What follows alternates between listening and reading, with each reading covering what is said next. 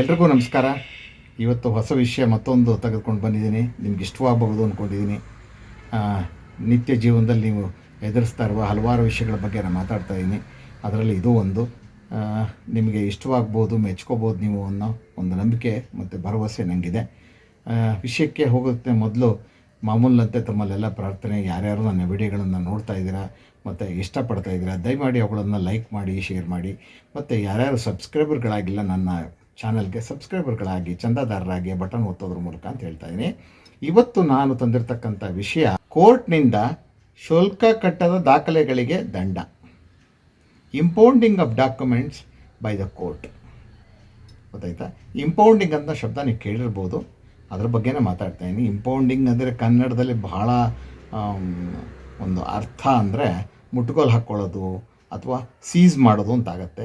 ನಾನು ಅದಕ್ಕೆ ಏನು ಮಾಡಿದ್ದೀನಿ, ಭಾಳ ಜನರಲಾಗಿ ಉಪಯೋಗಿಸ್ಬಿಟ್ಟು ಇದಕ್ಕೆ ದಂಡ ಹಾಕೋದು ಅಂತ ಹೇಳಿದ್ದೀನಿ. ಇಂಪೌಂಡಿಗೆ ಇನ್ನೇನಿಲ್ಲ, ಕೋರ್ಟು ಅದರ ವಶದಲ್ಲಿಟ್ಟುಕೊಂಡು ದಂಡ ಹಾಕ್ತಕ್ಕಂಥ ಒಂದು ಪ್ರಕ್ರಿಯೆ ಅದು ಕಾನೂನಲ್ಲಿದೆ. ಆಯಿತಾ? ಅದ್ರ ಬಗ್ಗೆ ನಾನು ಮಾತಾಡ್ತಾ ಇದ್ದೀನಿ. ಈಗ ನಿಮಗೆಲ್ಲ ಗೊತ್ತಿದೆ, ನಾವು ಯಾವುದೇ ದಾಖಲೆಗಳನ್ನು ಗೊತ್ತಾಯ್ತಾ ಪ್ರಾಮಿಸರಿ ನೋಟಿಂದ ಪಾರ್ಟ್ನರ್ಶಿಪ್ ಡೀಡು ಮತ್ತು ದಾನಪತ್ರ, ಕ್ರಯಪತ್ರ, ಅಗ್ರಿಮೆಂಟು, ಗೊತ್ತಾಯ್ತಾ, ಯಾವುದೇ ದಾಖಲೆಗಳನ್ನ ಬರ್ಕೊಳ್ಳಿ, ಗೊತ್ತಾಯ್ತಾ, ಅದಕ್ಕೆ ನಿಗದಿತ ಸ್ಟ್ಯಾಂಪನ್ನು ನಾವು ಇದು ಮಾಡಬೇಕು. ಅದು ರಿಜಿಸ್ಟ್ರ್ ಆಗ್ತಕ್ಕಂಥ ಡಾಕ್ಯುಮೆಂಟ್ ಇರ್ಬೋದು, ರಿಜಿಸ್ಟ್ರ್ ಆಗದೇ ಇರೋ ಡಾಕ್ಯುಮೆಂಟ್ ಇರ್ಬೋದು. ಗೊತ್ತಾಯ್ತಾ? ಎಲ್ಲವಕ್ಕೂ ನಾವು ನಿಗದಿತ ಏನು ಕಾನೂನಲ್ಲಿ ಏನು ಸ್ಟ್ಯಾಂಪ್ ಹಚ್ಚಬೇಕು ಅದಕ್ಕೆ ಅಂತ ಹೇಳಿದೆ, ಅಥವಾ ಯಾವ ಸ್ಟ್ಯಾಂಪ್ ಪೇಪರ್ ಮೇಲೆ ಬರ್ಕೋಬೇಕು ಅಂತಿದೆ, ಅಷ್ಟು ಸ್ಟ್ಯಾಂಪನ್ನು ನೀವು ತೆಗೆದುಕೊಂಡು ಅದರ ಮೇಲೆ ಹಚ್ಚಬೇಕು, ಅಥವಾ ಆ ಸ್ಟ್ಯಾಂಪ್ ಪೇಪರ್ ಮೇಲೆ ಬರ್ಕೋಬೇಕು, ಅಥವಾ ಅಷ್ಟು ಸ್ಟ್ಯಾಂಪ್ ಡ್ಯೂಟಿ ಕೊಟ್ಟು ಅದನ್ನು ರಿಜಿಸ್ಟರ್ ಮಾಡ್ಕೋಬೇಕು. ಕೆಲವು ಸಲ ಅಜ್ಞಾನದಿಂದ, ಗೊತ್ತಿಲ್ಲದವರಿಂದ, ಇಗ್ನೋರೆನ್ಸಿಂದ ತಪ್ಪುಗಳಾಗತ್ತೆ. ಕೆಲವು ಸಲ ಉದ್ದೇಶಪೂರ್ವಕವಾಗಿ ಆಗುತ್ತೆ, ಗೊತ್ತಿದ್ದವರು ಮಾಡೋದಿಲ್ಲ, ಒಂದು ₹100 ಬರ್ಕೊಂಬೋಣ ಅಂತಾರೆ. ಆಯಿತಾ?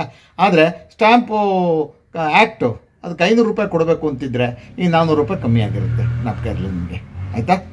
ಈಗ ಕೆಲವು ಸಲ ಸಬ್ ರಿಜಿಸ್ಟರ್ ಆಫೀಸಲ್ಲೂ ತಪ್ಪುಗಳಾಗತ್ತೆ. ದುಡ್ಡು ತೊಗೊಂಡ್ಬಿಟ್ಟು ಯಾವುದೋ ಕಾರಣಕ್ಕೆ, ಅದು ಎಲ್ಲ ಶಿಫಾರಸು ದುಡ್ಡು ಎರಡೇ ಕಾರಣಕ್ಕೆ ಕೆಲವು ಕಮ್ಮಿ ಸ್ಟ್ಯಾಂಪ್ ಡ್ಯೂಟಿ ತೊಗೊಂಡು, ಯಾವುದೋ ಕಾರಣಕ್ಕೆ ಕಮ್ಮಿ ಸ್ಟ್ಯಾಂಪ್ ಡ್ಯೂಟಿ ತೊಗೊಂಡು ರಿಜಿಸ್ಟರ್ ಮಾಡಿಬಿಡ್ತಾರೆ.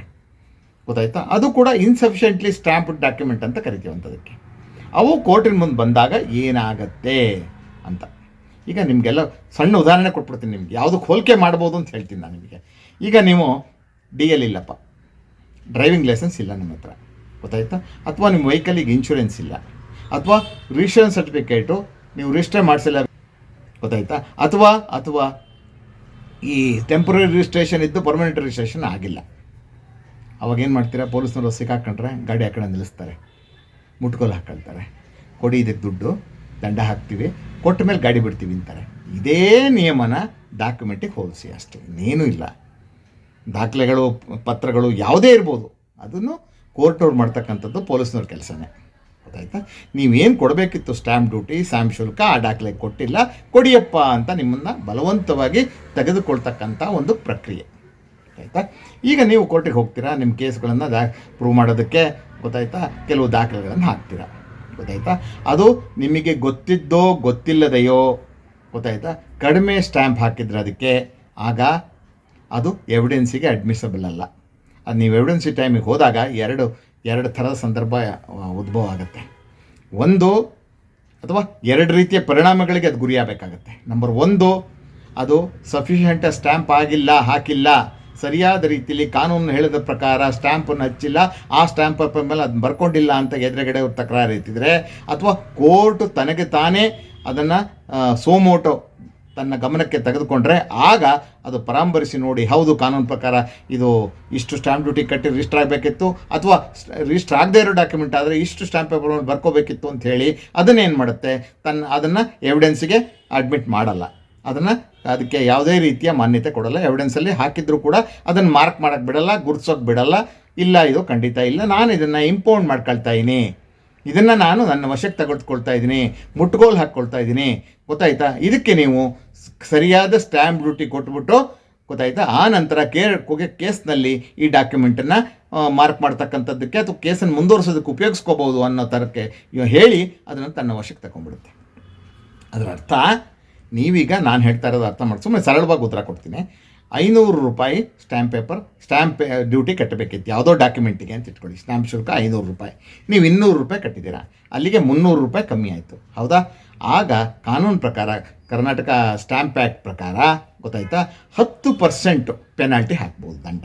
ಅಂದರೆ 300 × 10 ₹3,000 ಹಾಕ್ಬೋದು. ಇದು ನಿಮಗೆ ಗೊತ್ತಿರಲಿ, ಗೊತ್ತಾಯ್ತಾ?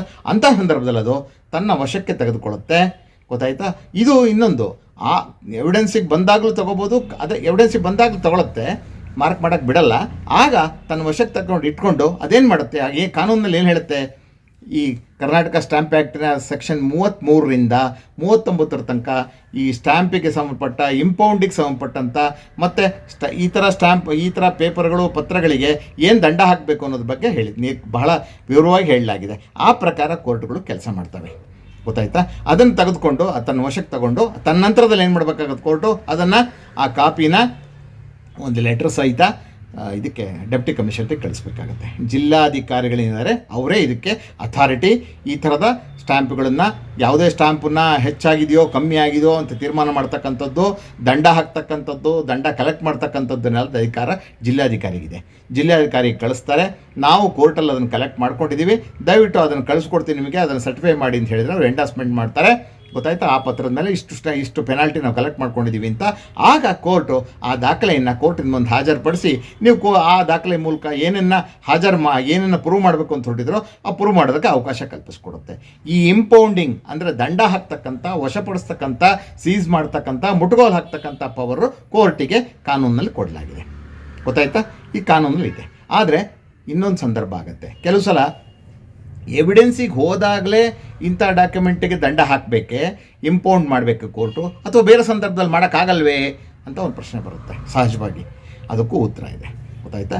ಈಗ ಯಾರೋ ಒಬ್ಬ ಪಾರ್ಟಿ, ವಾದಿ ಇರ್ಬೋದು, ಪ್ರತಿವಾದಿ ಇರ್ಬೋದು, ಕೋರ್ಟಿನ ಮುಂದೆ ಒಂದು ದಾಖಲೆ ಹಾಕ್ತಾರೆ, ಲಿಸ್ಟ್ ಆಫ್ ಡಾಕ್ಯುಮೆಂಟ್ಸ್. ಅವ್ರು ಏನು ಕೋರ್ಟಿನ ಮುಂದೆ ತಮ್ಮ ವಾದವನ್ನು ಪ್ರೂವ್ ಮಾಡೋದಕ್ಕೆ, ತಮ್ಮ ಕೇಸನ್ನು ಪ್ರೂವ್ ಮಾಡೋದಕ್ಕೆ ಹಾಕ್ತಾರಲ್ವ, ಆಗಲೇ ಯಾರು ಎದುರಾಳಿ ಇರ್ತಾರೆ ಅವರು ಆರ್ಡರ್ 13 ರೂಲ್ 8 CPC ಒಂದು ಅಪ್ಲಿಕೇಶನ್ ಕೋರ್ಟಿಗೆ ಹಾಕ್ಬೋದು.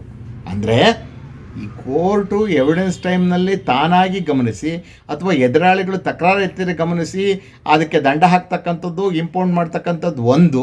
ಆದರೆ ಕೋರ್ಟೇ ಅದನ್ನು ಮೊದಲೇ ಗಮನಕ್ಕೆ ತೊಗೋಬೇಕಾಗತ್ತೆ, ಹಾಜರು ಮಾಡಿದ ತಕ್ಷಣ ಗಮನಕ್ಕೆ ತೊಗೋಬೇಕಾಗತ್ತೆ. ತೊಗೊಳ್ಳೋದು ಹೋದರೆ ನೀವು ಆರ್ಡರ್ 13 ರೂಲ್ 8 ಒಂದು ಅಪ್ಲಿಕೇಶನ್ ಹಾಕ್ಬಿಟ್ಟು, ಗೊತ್ತಾಯ್ತಾ, ಕೋರ್ಟಿಗೆ ಹೇಳಬೇಕಾಗತ್ತೆ, ಈಗ ಕೋರ್ಟಿನ ಮುಂದೆ ಹಾಜರು ಮಾಡಿದ್ದಾರೆ ಪ್ರತಿವಾದಿ ಅಥವಾ ವಾದಿ, ಇದು ಸರಿಯಾದ ಸ್ಟ್ಯಾಂಪ್ ಹಾಕಿಲ್ಲ, ಸ್ಟ್ಯಾಂಪ್ ಮೇಲೆ ಬರ್ಕೊಂಡಿಲ್ಲ, ಅಥವಾ ಸಾಕಷ್ಟು ಕಾನೂನಲ್ಲಿ ನಿಗದಿಪಡಿಸಿದ ಸ್ಟ್ಯಾಂಪ್ ಪೇಪರ್ ಮೇಲೆ ಅದನ್ನು ಬರ್ಕೊಂಡಿಲ್ಲ, ಆದ್ದರಿಂದ ತಾವು ಅದನ್ನು ಇಂಪೌಂಡ್ ಮಾಡಿ, ಮುಟ್ಗೋಲು ಹಾಕ್ಕೊಳ್ಳಿ, ಸೀಸ್ ಮಾಡಿ ಅಂತ ಹೇಳಿದರೆ, ಆಗಲೂ ಕೂಡ ಕೋರ್ಟ್ ನಿಮ್ಮ ಅಪ್ಲಿಕೇಶನ್ನಿಗೆ ಉತ್ತರವಾಗಿ ಅದು ಆ ಒಂದು ದಾಖಲೆನ ತರಿಸಿ, ಎವಿಡೆನ್ಸಿಗಿಲ್ಲ ಸ್ಟೇಜು, ಎವಿಡೆನ್ಸ್ಗಿಂತ ಮೊದಲೇ ಮಾಡ್ಬೋದು. ಇದನ್ನ ಎವಿಡೆನ್ಸೇ ಬರಬೇಕು ಅಂತಿಲ್ಲ, ನಾ ಹೇಳ್ತಾ ಇರ್ತಕ್ಕಂಥ ಎವಿಡೆನ್ಸ್ಗಿಂತ ಭಾಳ ಹಾಕಿದ ತಕ್ಷಣ ನೀವು ತೊಗೊಳ್ಬೇಕಾದ ಕ್ರಮ, ಗೊತ್ತಾಯ್ತಾ? ಆಗ ಕೋರ್ಟು ನೋಡಿಬಿಟ್ಟು, ಹೌದು ಇಲ್ಲಿ ತಪ್ಪಾಗಿದೆ, ಇದು ಸ್ಟ್ಯಾಂಪ್ ಡ್ಯೂಟಿ ಸರಿ ಇಲ್ಲ, ಹೆಂಗೆ ರಿಜಿಸ್ಟರ್ ಮಾಡಿದ್ರೋ ಗೊತ್ತಿಲ್ಲ, ಮಾಡಿಬಿಟ್ಟಿದ್ದಾರೆ, ಯಾವತ್ತು ರಿಜಿಸ್ಟರ್ ಆಯಿತೋ ಅವತ್ತಿದ್ದಂಥ ಸ್ಟ್ಯಾಂಪ್ ಡ್ಯೂಟಿ ಪ್ರಕಾರ ಸ್ಟ್ಯಾಂಪ್ ಡ್ಯೂಟಿ ಕೊಟ್ಟಿಲ್ಲ, ಸ್ಟ್ಯಾಂಪ್ ಶುಲ್ಕ ಕೊಟ್ಟಿಲ್ಲ, ಆದ್ದರಿಂದ ಇದನ್ನು ಇಂಪೌಂಡ್ ಮಾಡ್ಕೊಳ್ತಾ ಇದ್ದೀನಿ, ಗೊತ್ತಾಯ್ತಾ ಅಂತ ಹೇಳಿ ಅದನ್ನು ತನ್ನ ವಶಕ್ಕೆ ತಗೊಳುತ್ತೆ. ಅದನ್ನು ಮಾರ್ಕ್ ಮಾಡೋಕ್ಕೆ ಬಿಡಲ್ಲ, ಅಡ್ಮಿಟ್ ಮಾಡೋಕ್ಕೆ ಬಿಡಲ್ಲ. ಅದು ಅಡ್ಮಿಸಬಿಲಿಟಿ ಇಲ್ಲ, ಅದಕ್ಕೆ ಅಧಿಕಾರ ಇಲ್ಲ, ಅವಕಾಶ ಇಲ್ಲ. ನೀವು ಅದಕ್ಕೆ ಪೆನಾಲ್ಟಿ ಕಟ್ಟಿ ಬಂದ ಮೇಲೆ ಆಗ ಅದು ಇಂಪೌಂಡ್ ಆಗಿದ್ದಕ್ಕೆ ಸರಿಯಾದ ಪೆನಾಲ್ಟಿ ಕಟ್ಟಿದ್ದೀರಾ ಅಂತ ಕೋರ್ಟಿಗೆ ಮನವರಿಕೆ ಆದ ಮೇಲೆ ತಾನು ನಿಮಗೆ ಎವಿಡೆನ್ಸಿಗೆ ಬಿಡುತ್ತೆ, ನೀವು ಅದನ್ನು ಮಾರ್ಕ್ ಮಾಡ್ಬೋದು, ಗೊತ್ತಾಯ್ತಾ? ಇದು ನೀವು ಸರಿಯಾದ ಕಾಯ್ದೆ ಪ್ರಕಾರ ಸ್ಟ್ಯಾಂಪ್ ಶುಲ್ಕವನ್ನು ಕಟ್ಟಿಲ್ಲದ ಡಾಕ್ಯುಮೆಂಟ್ಗಳ ಬಗ್ಗೆ ಕೋರ್ಟು ಗಮನ ಹರಿಸಿ ಅದನ್ನು ಇಂಪೌಂಡ್ ಮಾಡಿ, ಅಂದರೆ ವಶಕ್ಕೆ ತೆಗೆದುಕೊಂಡು ಮುಟ್ಗೋಲು ಹಾಕ್ಕೊಂಡು ಅದಕ್ಕೆ ದಂಡ ವಿಧಿಸ್ತಕ್ಕಂಥ ಒಂದು ಪ್ರಾವಿಷನ್ ಆಫ್ ಲಾ, ಕಾನೂನಲ್ಲಿರ್ತಕ್ಕಂಥ ಅವಕಾಶ. ಆ ಅವಕಾಶವನ್ನು ಪಾರ್ಟಿಗಳೇ ಉಪಯೋಗಿಸ್ಕೊಂಡು ಕೋರ್ಟಿನ ಗಮನಕ್ಕೆ ತರಬಹುದು ಎವಿಡೆನ್ಸ್ ಟೈಮ್ನಲ್ಲಿ, ಅಥವಾ ದಾಖಲೆ ಯಾರು ಹಾಕ್ತಾರೋ ಹಾಕಿದ ತಕ್ಷಣವೇ ಕೋರ್ಟಿಗೆ ಅಪ್ಲಿಕೇಶನ್ ಹಾಕಿ ಗಮನಕ್ಕೆ ತಂದರೆ ಈ ಥರ ಕ್ರಮವನ್ನು ತಗೊಳುತ್ತೆ. ಜಿಲ್ಲಾಧಿಕಾರಿಗಳ ಮೂಲಕ ವ್ಯವಹಾರ ಮಾಡಿ ಅವರಿಗೆ ತಿಳಿಸಿ, ಅವರು ಅದನ್ನು ಕಲೆಕ್ಟ್ ಮಾಡೋ ಥರ ಮಾಡುತ್ತೆ ಕೋರ್ಟು. ಆ ನಂತರದಲ್ಲಿ ತಾವು ಇಂಪೌಂಡ್ ಆದ ಡಾಕ್ಯುಮೆಂಟನ್ನು ನಿಮ್ಮ ವಶಕ್ಕೆ ಕೊಟ್ಟ ಮೇಲೆ ನೀವು ಅದನ್ನು ಮಾಮೂಲಿನಂತೆ ಸಫಿಷಿಯೆಂಟಾಗಿ ಸ್ಟ್ಯಾಂಪ್ ಹಾಕ್ದಂಥ, ಅಂದರೆ ನಿಗದಿತ ಸ್ಟ್ಯಾಂಪ್ ಶುಲ್ಕ ಹಾಕಿದಂಥ ಒಂದು ಡಾಕ್ಯುಮೆಂಟಿಗೆ ಸಮನಾಗುತ್ತದೋ, ಆಗ ಅದಕ್ಕೆ ಯಾವುದೇ ರೀತಿಯ ತೊಂದರೆ ಇರಲ್ಲ, ಕಾನೂನು ತೊಂದರೆ ಇರಲ್ಲ. ಆಗ ನೀವು ಅದನ್ನು ಕೋರ್ಟಿನ ಮುಂದೆ ಹಾಜರು ಮಾಡಿ, ಎವಿಡೆನ್ಸಲ್ಲಿ ಹಾಜರು ಮಾಡಿ, ಮಾರ್ಕ್ ಮಾಡಿ, ಅದರ ಆಧಾರದ ಮೇಲೆ ನಿಮ್ಮ ಒಂದು ಕೇಸನ್ನು ಪ್ರೂವ್ ಮಾಡ್ತಕ್ಕಂಥ ಕೆಲಸವನ್ನು ಮಾಡಬಹುದು. ಇದು ನಾನಿವತ್ತು ನಿಮ್ಮ ಗಮನಕ್ಕೆ ತರಬೇಕಾಗಿದ್ದ ವಿಷಯ. ಇಂಪೌಂಡಿಂಗ್ ಅಂದ್ರೇನು, ಯಾವಾಗ ಕೋರ್ಟ್ ಮಾಡುತ್ತೆ, ಯಾವಾಗ ಮುಟ್ಟುಗೋಲು ಹಾಕ್ಕೊಳ್ಳುತ್ತೆ, ಯಾವಾಗ ಅದು ತನ್ನ ವಶಕ್ಕೆ ಒಂದು ಡಾಕ್ಯುಮೆಂಟನ್ನು ಸರಿಯಾದ ಸ್ಟ್ಯಾಂಪ್ ಇಲ್ಲದಿರುವ ಸರಿಯಾಗಿ ಸ್ಟ್ಯಾಂಪ್ ಶುಲ್ಕ ಕೊಡದಿರುವ ಯಾವುದೇ ದಾಖಲೆಯನ್ನು, ಪತ್ರವನ್ನು, ಕೊಡ್ತಾ ಪೇಪರನ್ನು ಅದು ತನ್ನ ವಶಕ್ಕೆ ತೆಗೆದುಕೊಂಡು ಒಂದು ದಂಡವನ್ನು ಹಾಕ್ತಕ್ಕಂಥ 10 ಪಟ್ಟು ದಂಡವನ್ನು ಹಾಕ್ತಕ್ಕಂಥ ಒಂದು ಪ್ರೋಸೆಸ್ಸು ಇದನ್ನು ನೀವು ಉಪಯೋಗಿಸ್ಕೋಬೋದು. ನಾನು ಇಲ್ಲಿ ಕೋರ್ಟ್ ಅಂತ ಹೇಳಿದ್ರು ಕೂಡ, ಆದರೆ ಇದು ಬರೀ ಕೋರ್ಟಿಗೆ ಅನ್ವಯ ಆಗಲ್ಲ. ಈ ಇಂಪೌಂಡ್ ಮಾಡ್ತಕ್ಕಂಥ ಅಂದರೆ ಯಾವುದೇ ಡಾಕ್ಯುಮೆಂಟು ನಿಗದಿತ ಸ್ಟ್ಯಾಂಪನ್ನು ಉಪಯೋಗಿಸದೆ ಹೋದರೆ ಅದಕ್ಕೆ ದಂಡ ವಿಧಿಸ್ತಕ್ಕಂಥ ಪವರು ಯಾವುದೇ public authority, court, tribunal, public office ಅವರೆಲ್ಲರಿಗೂ ಇದೆ. ರೆವಿನ್ಯೂ ಕೋರ್ಟ್ಗೂ ಇದೆ. ನೀವು ತಹಶೀಲ್ದಾರೋ ಎಸಿನೋ ಸಿ ಮುಂದೆ ಯಾವ್ದಾರ ಡಾಕ್ಯುಮೆಂಟ್ ಹಾಜರು ಮಾಡಿದರೆ ಅವರು ಕೂಡ ಇಂಪೌಂಡ್ ಮಾಡ್ಕೋಬೋದು. ನಾನು ಒಟ್ಟಾಗಿ ಜನರಲ್ಲಾಗಿ ನಿಮ್ಗೆ ಹೇಳ್ತಕ್ಕಂಥ ಕಿವಿ ಮಾತೇನೆಂದರೆ, ದಯಮಾಡಿ ಇದಕ್ಕೆ ಆಸ್ಪದ ಕೊಡಬೇಡಿ. ಯಾವುದೇ ಡಾಕ್ಯುಮೆಂಟು ನೀವು ಬರ್ಕೊಳ್ಳಿ, ನೀವು ರಿಜಿಸ್ಟ್ರ್ ಮಾಡಿದ ಮೇಲೂ ಕೂಡ, ರಿಜಿಸ್ಟ್ರ್ ಮಾಡಬೇಕಾದ್ರೂ ಕೂಡ ಕರೆಕ್ಟಾಗಿ ಸ್ಟ್ಯಾಂಪ್ ಡ್ಯೂಟಿ ಕಲೆಕ್ಟ್ ಮಾಡಿದಾರ ಸಬ್ ರಿಜಿಸ್ಟ್ರ್ ಆಫೀಸಲ್ಲಿ ಅಂತ ಚೆಕ್ ಮಾಡ್ಕೊಳ್ಳಿ. ನೀವು ಲಂಚ ಕೊಟ್ಟು ಕಮ್ಮಿಗೆ ರಿಜಿಸ್ಟ್ರ್ ಮಾಡಿಕೊಂಡ್ರೆ ಯಾವುದೇ ಡಿಸ್ಪ್ಯೂಟ್ ಆದಾಗ ಕೋರ್ಟಿನ ಮುಂದೆ ನೀವು ಬಂದರೆ 10 ಪಟ್ಟು ಕಟ್ಟಬೇಕಾಗತ್ತೆ. ಅದಕ್ಕೆ ನಾನು ಹೇಳೋದು, ಎಲ್ಲೋ ಉಳ್ಸೋಕ್ಕೆ ಹೋಗಬೇಡಿ. ದಯವಿಟ್ಟು ನೀವು ರಿಜಿಸ್ಟ್ರೇಷನ್ಗೆ ಹೋದಾಗಲೇ ದಯವಿಟ್ಟು ಸರಿಯಾದ ಕ್ಯಾಲ್ಕುಲೇಷನ್ ಮಾಡಿ. ನೀವು ರಿಜಿಸ್ಟ್ರೇಷನ್ಗೆ ಹೋದ ತಾರೀಕಿನಲ್ಲಿ ಸ್ಟ್ಯಾಂಪ್ ಡ್ಯೂಟಿ ಏನಿದೆ, ಸ್ಟ್ಯಾಂಪ್ ಶುಲ್ಕ ಏನು ಕಟ್ಟಬೇಕು ಅದಿಷ್ಟನ್ನು ನೀವು ಕಟ್ಟಿದ್ದೀರಾ ಅಂಥೇಳಿ ಪರಾಮರ್ಶಿಸಿ ನೋಡಿ, ಖಾತ್ರಿ ಮಾಡಿಕೊಳ್ಳಿ. ಆನಂತರ ರಿಜಿಸ್ಟ್ರೇಷನ್ ಮಾಡಿಸ್ಕೊಳ್ಳಿ. ನಂಬರ್ 1. ಎರಡನೇದಾಗಿ, ರಿಜಿಸ್ಟರ್ ಆಗಬೇಕಿಲ್ಲದ ಪತ್ರಗಳು ಕೂಡ, ಗೊತ್ತಾಯ್ತಾ, ಆ ಪತ್ರಗಳು ಪ್ರಾಮಿಸರ್ ನೋಟಿಂದ ಹೇಳಿದೆ ನಿಮಗೆ, ಪ್ರಾಮಿಸರ್ ನೋಟು, ಅನ್ರಿಜಿಸ್ಟರ್ಡ್ ಪಾರ್ಟ್ನರ್ಶಿಪ್ ಬೀಡು ಯಾವುದೇ ಇರ್ಬೋದು, ಗೊತ್ತಾಯ್ತಾ, ಅದನ್ನೂ ಕೂಡ ನೀವು ಕಾನೂನು ಪ್ರಕಾರ ಒಬ್ಬ ವಕೀಲರನ್ನ ಕಂಡುಬಿಟ್ಟು ತಿಳ್ಕೊಂಡು ಎಷ್ಟು ಸ್ಟ್ಯಾಂಪ್ ಪೇಪರ್ ಮೇಲೆ ಬರ್ಕೋಬೇಕು ನಾವು ಇದನ್ನು ಅಂಥೇಳಿ ಅಗ್ರಿಮೆಂಟಿಂದ ಹಿಡಿದು ಎಲ್ಲವನ್ನೂ ಕೂಡ ಸರಿಯಾದ ಸ್ಟ್ಯಾಂಪ್ ಶುಲ್ಕ ಕೊಟ್ಟು ಬರ್ಕೊಂಡ್ರೆ ಆಗ ನಿಮ್ಮ ಪ್ರಕರಣ ಕೋರ್ಟಿಗೆ ಹೋದಾಗ ನಿಮಗೆ ತೊಂದರೆ ಆಗಲ್ಲ. ಇಲ್ಲದೆ ಹೋದರೆ ಈ ಎರಡೂ ಸಂದರ್ಭಗಳಲ್ಲಿ ಕೋರ್ಟು ಅದನ್ನು ಗಮನಿಸಿ ಅಥವಾ ಎದುರುಗಡೆ ಪಾರ್ಟಿ ಅದನ್ನು ಕೋರ್ಟಿನ ಗಮನಕ್ಕೆ ತಂದರೆ ಅದು ಇಂಪೌಂಡ್ ಆಗುತ್ತೆ.